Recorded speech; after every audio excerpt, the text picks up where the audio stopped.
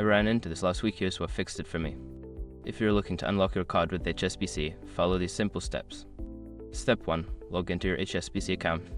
Open the HSBC mobile app or website and enter your login credentials. This will take you to your account dashboard where you can manage your card settings.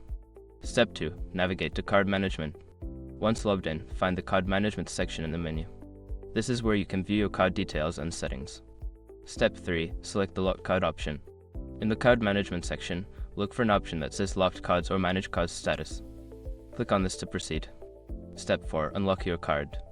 Before starting recovery, use the SROC.com link in the description to open the account recovery checklist generator and make sure your verification details are ready. Note, sometimes you may need to verify your identity with a security question or a code sent to your phone. Step 5. Check your card status. After unlocking, go back to the Card Management section to ensure your card status is now active. This will confirm that your card is ready for use again. I hope this guide helps you get your card unlocked quickly. If you have any questions, feel free to ask.